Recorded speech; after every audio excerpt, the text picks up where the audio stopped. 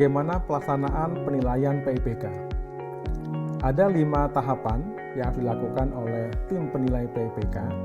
Tahapan yang pertama adalah tim penilai melakukan penilaian atas rancangan pengendalian untuk memastikan bahwa seluruh risiko utama dan pengendalian utamanya telah diidentifikasi.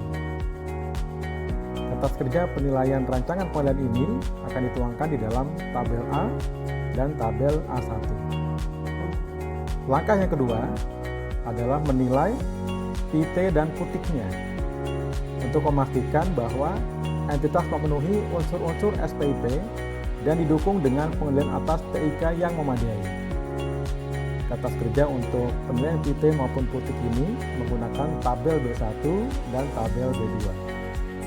Langkah yang ketiga adalah menilai implementasi untuk memastikan bahwa pengendalian utama yang telah diidentifikasi benar-benar dilaksanakan. Kertas kerja yang digunakan dalam penilaian implementasi PIPK ini adalah tabel C1 dan tabel C2. Langkah yang keempat adalah menilai efektivitas pengendalian untuk memastikan bahwa keseluruhan pengendalian baik PT, putik, dan transaksi atau proses telah efektif dalam meyakinkan laporan keuangan disusun secara memadai. Kertas kerja untuk penilaian efektivitas pengendalian ini menggunakan tabel D.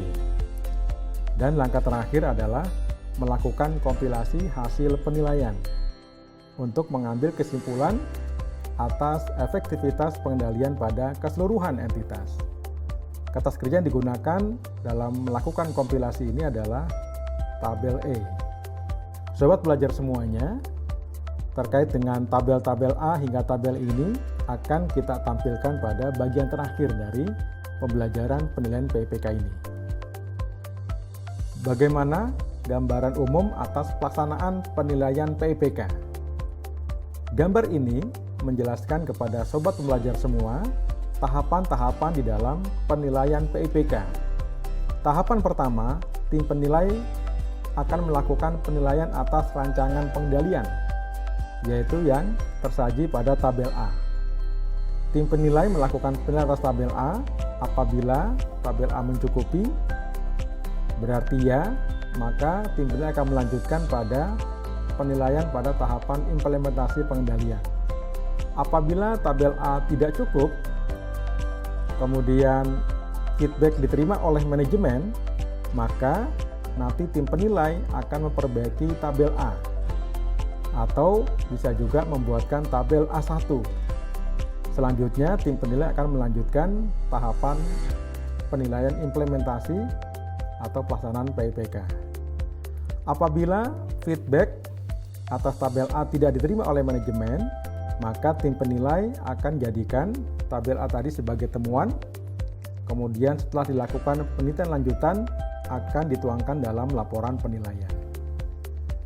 Nah, setelah penilaian atas tabel A selesai, maka tim penilai melanjutkan atas penilaian pelaksanaan PIPK, yaitu berupa pengujian pada tabel B1, tabel B2, tabel C1, tabel C2, kemudian sampai penuangan temuan pada tabel D dan kompilasinya pada tabel E.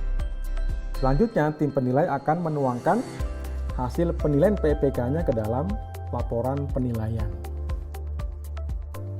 Sobat pembelajar, pada gambar ini dibedakan apa saja yang dilakukan oleh penerap dan penilai. Nah, pada materi penilaian, sobat pembelajar fokus pada kolom yang sebelah kanan, yaitu kolom penilai. Jadi kalau kita ringkaskan materi-materi sebelumnya, maka tim penilai tahapan pertamanya adalah menyusun perencanaan PIPK. Selanjutnya, berdasarkan perencanaan, tim penilai akan menilai matrik risiko pengendalian dan melakukan koreksi apabila rancangan pengendaliannya belum sesuai dengan kaidah dari PIPK ini. Setelah rancangan dinilai, selanjutnya tim penilai akan melakukan penilaian pada level satker, yaitu berupa menilai PT dan putik, tabel B1 dan B2, selanjutnya menilai implementasi pengendalian, tabel C1 dan tabel C2, berikutnya adalah menilai efektivitas pengendalian dan usulan koreksi, dituangkan dalam tabel D. Dan terakhir adalah melakukan kompilasi hasil penilaian yang dituangkan pada tabel E. Tabel E digunakan untuk level Kanwil, Eselon 1, dan Kementerian. Sobat pembelajar yang berbahagia, berikut ini adalah contoh tabel A yang berisi identifikasi risiko dan kecukupan rancangan pengendalian. Teman-teman penerap manajemen menyusun tabel A ini dari kolom 1 sampai kolom 9. Dan tugas tim penilai adalah melakukan penilaian atas tabel A ini. Dan hasil penilaiannya dituangkan di dalam kolom 10. Apakah rancangan pengendaliannya sudah memadai atau tidak? Jika memadai, pada kolom 10 diisikan ya. Jika tidak memadai, pada kolom 10 dituliskan tidak. Tim penilai tidak berhenti hanya mengisi kolom 10, namun juga menuangkan usulan koreksi, seperti tampak pada gambar berikut ini. Apabila ada kekurangan pada rancangan pengendalian, maka tim penilai memberikan feedback bagaimana rancangan pengendalian yang ideal. Berikutnya, tim penilai juga menuangkan perbaikan atas tabel A ke dalam tabel A1. Tabel A1 ini berisi perbaikan identifikasi risiko dan pengendaliannya. Nah, sobat belajar bisa lihat ya pada tayangan sebelumnya, pada tabel A yang nomor 2, 2B, di situ tidak memadai. Maka tim penilai harus menuangkan bagaimana penyusunan tabel A1 yang berisi 2B ini namun sudah memadai. Ini adalah salah satu tugas tim penilai ketika menilai rancangan pengendalian. Tabel A yang belum memadai disempurnakan di dalam tabel A1. Selanjutnya, setelah penilaian rancangan selesai, tim penilai melakukan penilaian atas pelaksanaan pengendalian. Dimulai dari dengan pengujian pengendalian intern tingkat entitas atau pengujian PT. Pengujian PT dituangkan dalam tabel B1 yang tampak seperti bagan berikut ini. Selanjutnya, tim penilai juga melakukan pengujian PUTIK. PUTIK adalah pengendalian umum atas teknologi informasi dan komunikasi. Hasil pengujian PUTIK dituangkan di dalam tabel B2 sebagai berikut. Selanjutnya, tim penilai akan melakukan pengujian atribut pengendalian. Pengujian atribut pengendalian dituangkan dalam tabel C1, sebagaimana tampak pada bagan berikut ini.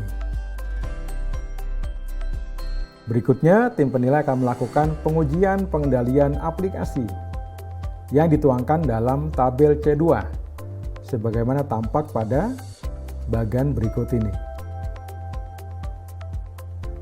Setelah tim penilai mendapatkan hasil penilaian dari tabel B1, B2, C1, dan C2, maka hasil penilaian sebelumnya dituangkan ke dalam tabel D yang berisi penilaian efektivitas implementasi pengendalian dan penilaian kelemahan, sebagaimana tampak pada bagan berikut ini.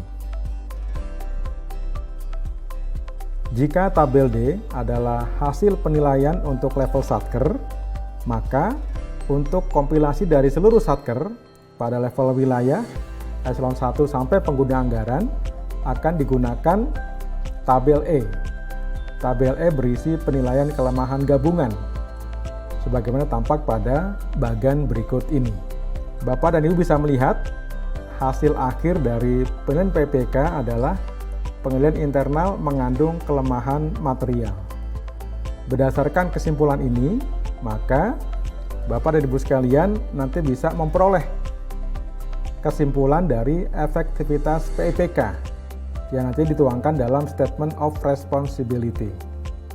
Apabila simpulan PIPK Bapak Ibu adalah efektif dan efektif dengan pengecualian, maka simpulan PIPK-nya adalah memadai.